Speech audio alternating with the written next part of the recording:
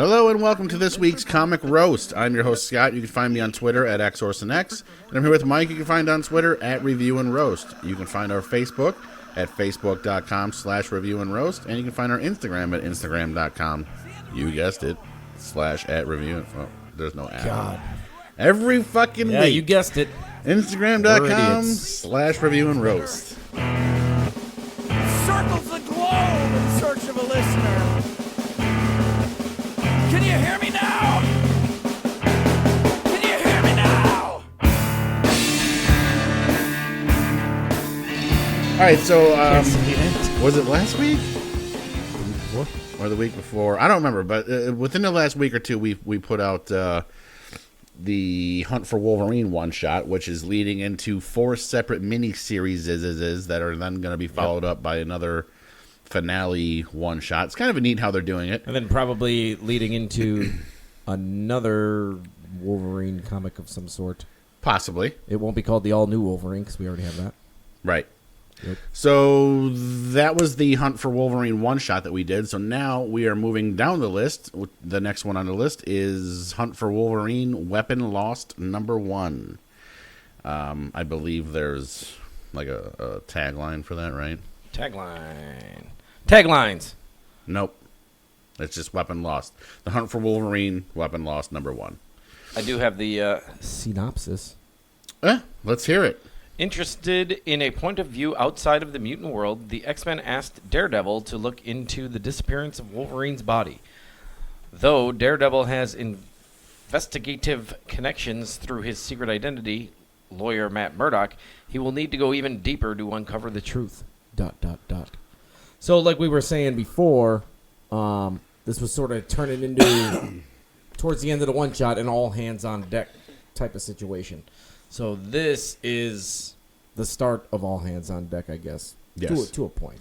Well, the nice thing that's going to make this more interesting, I think, is you have Weapon Lost, Adamantium Agenda, Claws of a Killer, and Mystery in Madripoor. Those are the 4 separate little short stories. Mm-hmm. Each set is drawn, written, and all done by completely different people. So they're all going to have their own certain feel. So, I mean, Theoretically, you don't have to read them all. We're going to, and we're going to do probably one a week, probably for the next, 4 months, Something it looks like like. Yep. I've only read the first 3 so far. And as far as styles go, so far, Weapon Lost is like the coolest.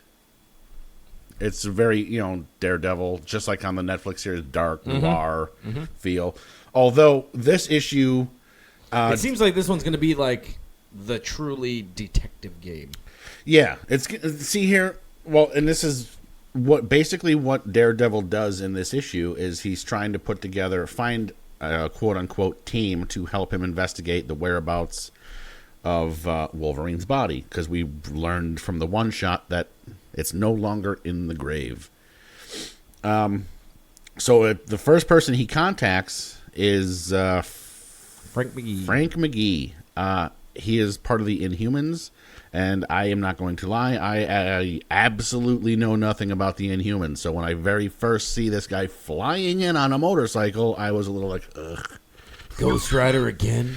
No, it's just like, ugh. Like, and this guy isn't like, at least from what I gathered from the little short stuff in that book, the Inhumans weren't exactly, they're not mutants. Something happened. He was just a normal human, and then something happened that activated his... If you watch, there are some comics. I have some of them, to be honest. Didn't you start watching the show? Yeah, and I watched the show. Right, so explain this shit. And it's very detailed also in the show Agents of S.H.I.E.L.D. It's actually probably better detailed in Agents of S.H.I.E.L.D. than it is in the show Inhumans. I'm so far behind on that stupid show. So, basically, in Agents of S.H.I.E.L.D., I don't want to say all they have is Inhumans, but all they have is Inhumans. So that's like their shtick for superhero types, superpowered hero types.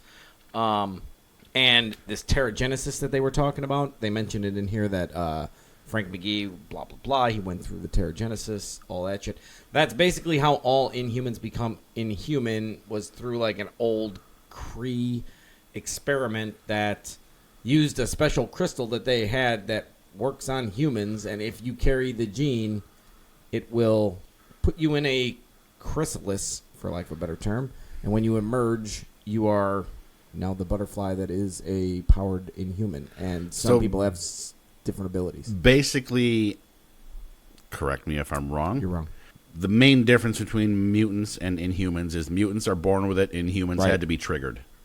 Yeah, that's actually not stupid. So, nicely done. I have my moments. I still don't quite get the whole flying motorcycle. That's just... Yeah. But overall... Well, he's from Adelan, which is... And I'm not awfully familiar with New Adelan, but Adelan was originally like a colony on the moon hidden from Earth where Inhumans moved to. Really? So they could just be there.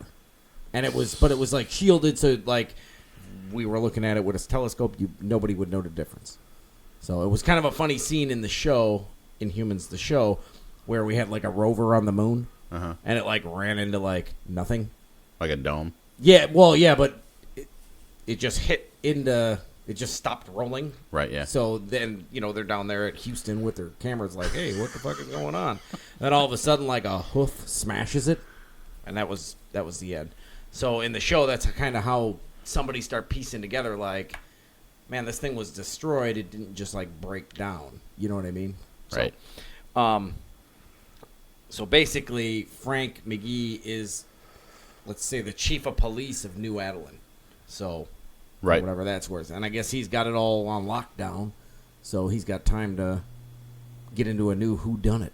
Yeah, and from what he was saying in the book, the mutants and Inhumans just basically finished up a war where, yes, they've come to terms and they've declared peace, but there's still grudges, and basically grudges don't die so fast, but... Hey, I've got some time. Yeah, we're not killing each other, but we don't really like each other that much. This seems interesting enough, so I'll help you out kind of thing. Yep. But, of course, they can't just do it on their own, so they got to recruit your favorite... Misty Knight, who, again, if Hero for hire. You'll remember from... if you watched the Luke Cage show or whatever, but, she was the basically... Which now I'm actually more excited that you just said that it's actually coming back shortly, because that was... I don't want to say one of my favorite. I've liked all of the Netflix hero shows, but I actually really dug that one. And it's definitely third. And you remember... maybe fourth. You remember maybe when we third. were talking... Sweet Christmas. Before that, I was excited when they actually, like, lobbed her arm off. You know what I'm saying? Right, yeah. I was like, yeah. Yeah. So I'm actually kind of excited about that. Although, and of course, they're changing all... In the comics, she gets her new arm from Stark, I believe. And this one, she's getting it from, like, Rand Enterprises. But that's because that's what we got going on. So, right. Well, I'm not hating on it. I'm just... So some of these Did they origins... say that in the book? Oh, yeah. No, well, not in this book. I was going to say, I don't remember that. It's a known thing. Like, that's... like yeah, because these books are completely separate from the rest of this. What's that?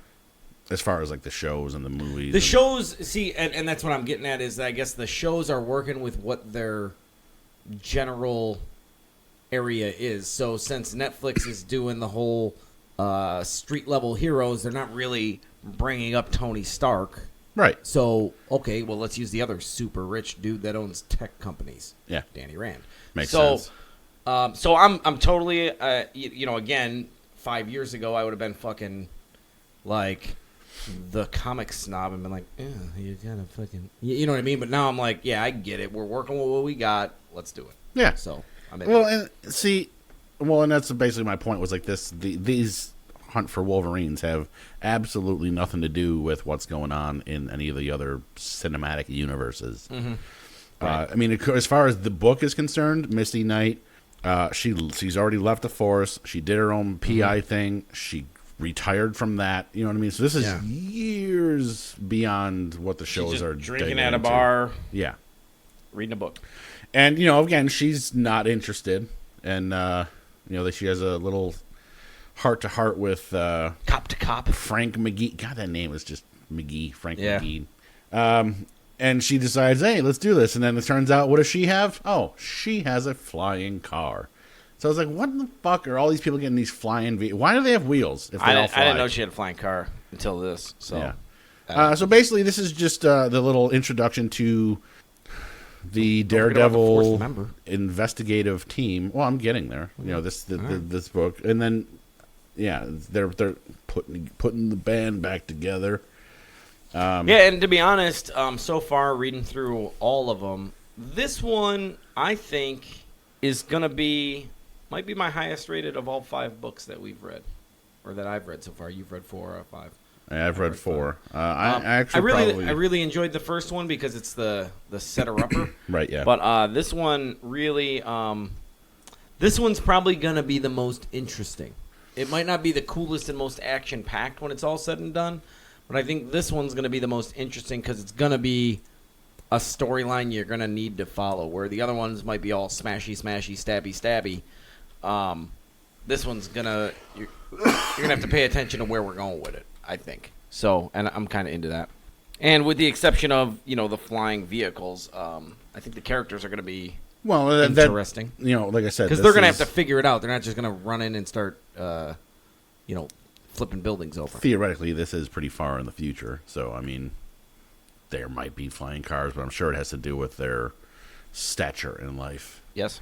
So, well, you did hint at a 4th member, so why don't you go ahead and break that one down real quick? So then, Misty then leads us to the next person, who's going to be Cypher, who can, for lack of a better way to say it, control all computer/internet activity to a degree. So, basically, they go dig him up. I forget the exact reason, but he's basically in kind of an internet coma right now. Looking, when this guy goes down the rabbit hole, he comes up in China. So he's way into whatever he's doing. He probably hasn't eaten or showered in days. Blah blah blah. So they he's trying to figure out the internet. Oh, is that what it was? He was trying to get to the bottom of it. Yeah, figure out what's the truth. Yeah, everybody's right, yet everybody's wrong. He's basically going for the why are we here internet edition. You know what I mean? So they get him, and now with his resources of being able to gather information, the 3 previously mentioned members of the team should be able to compile this and use their detecting skills to, I don't know, find a guy. So, I mean, that's really it in a nutshell, to be honest. Right? Wrong? Indifferent? No. I mean, yeah, without, giving away, I guess, every single thing. And again, these are going to be short casts right now on, short books. So. Well, like I said, I've only read out of the 4 mini series that this is all going to launch. I've only read the first 3, and so far this is by far the coolest. Yeah, it's just got that darker noir tone that I tend to lean towards, and it's you'll find out why when we get into the adamantium agenda in next week, because I will talk about certain things that there were some things in there that I thought were kind of awesome, but there were things in there that yep. You know what I mean? And so you're gonna have to tune in next week to find out what those are. See how that works. But overall, make a big go ugh. I know, right? Overall, this is I really like. What did this we give book. the first book? The one shot opener. We both tied with a 7. I thought we were a little higher than that. Fair enough. Yeah, it sounds about right. Actually, to be honest with you, I'm going to be way higher in this one. Well, I don't know about way higher, but I am higher. Yeah. Absolutely. Well, if you want to be way higher, why don't you go ahead and go first? I am going to be way into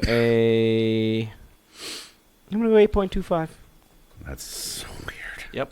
I'm giving you the opportunity to 2.5 it. No, I'm not going to 2.5 it. I'm going to just 7.75. You can go 7.5 too. No, I'm just going to straight 8 it. I'm disappointed in your taste. I'm going to go 8.016. No, just an 8. 8 is good for now. So combined total of 8 1/8 point. Yeah, that's how you got to do that. Ooh, that's only going to be an 8.1. That won't be an 8.2. Can we change the decimal places on the site? I don't know. I'm going to have to look into that. I don't know. That'd be fucking funny. I've been kind of cranky about the fact that I can't get 0.05, I mean. So, fucking shitty. All right, I got to get my coding skills back up. And Site sucks. Got to put my site hat on. God, I haven't put that hat on and it's been a minute. Yep. Well, you're going to be doing the blogs for this one, so buckle up. Blogs, yeah, but those take 2 seconds. We'll see. Yeah, so Doing anywho, stuff. that was Hunt for Wolverine, Weapon Lost, basically the Daredevil edition of this Weapon Lost series is. Written by Charles Soule, color artist Jim. Oh my goodness! You're the worst. You should have looked before you committed to this. But I can't even say Mateo's last name. Jiminy Crispy. Mateo Buffagni. You totally butchered Jim that. Charalampidis. Ooh, that's Charalampidis. That's probably right. No. Well, you know what? Go fuck yourself. Here. Handing it over. Take it easy. Punching the monitors over here. Charalampidis. My man. My man C. Mr. C. Yeah, okay. I'll give it to you. Buffagni. Mateo B. And lettered by Charles C. Joe Sabino. Yeah, right? Nailed it. Yeah, look it up yourself. Yep. Anywho, hey, I crushed Baldion. Yeah, Got that one right. You did. I'll give it to you. He's actually supposed to be coming on here in a few weeks, so stay tuned for that as well, hopefully. So an 8.25 and an 8. Yes. And don't forget to follow me on Twitter at XOrsonX. Follow Michael at Review and Roast. And go give us a like on the Facebook, facebook.com/Review and Roast. Other than that, have a good week.